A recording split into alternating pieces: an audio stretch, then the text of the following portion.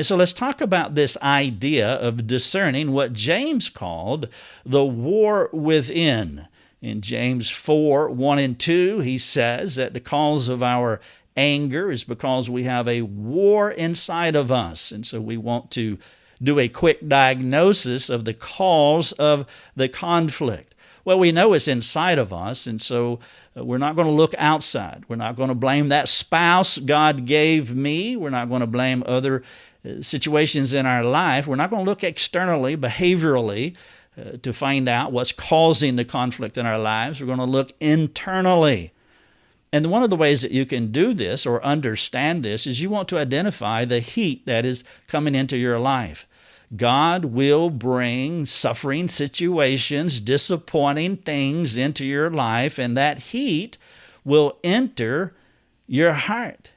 And when it does, if you are not processing this from a theocentric perspective, it will cause a war inside of you. There will be idols in you that will be shaken up. One of the idols, as James says in this text, is coveting. Another one is passions. And again, the third synonym, desires. And that heat will go in and it will begin to jostle. It will begin to shake up these idols. And if you don't get a right handle on this, if you are not actively walking out repentance, now this is not something that you can just amputate. And there may be some amputatable aspects to this, as Jesus talked about in Matthew 5:30. But this is truly a mortification issue in Romans 8:13, where you have to put this to death. This will take a process of time where I would encourage you to do a deep study in James 4, 1 through 10, to have a thorough understanding of what sinful anger is. But if this is a person's habituation, that they have a war within them because of this collection of idols that is in their hearts, God in His mercy brings heat into your life. And when He brings that heat into your life, the idols on the shelves begin to rock and some of them fall over. And what's going to happen at that point is, well, the heat enters in and the anger will exit. Of course, we're talking about sinful anger here.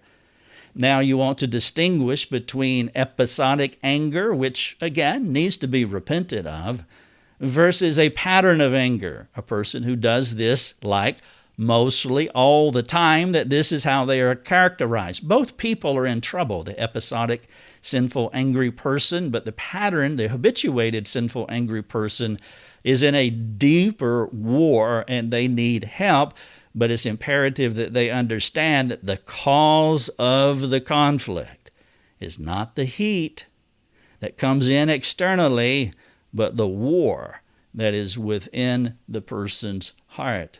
I do want to take a brief coffee break and to thank many of you who support this ministry. You're the ones that make these webinars free. You're the ones that cause our resources to go around the world every day and reach hundreds of thousands of lives. And I want to thank you for supporting our ministry, $5 a month, $50 a year.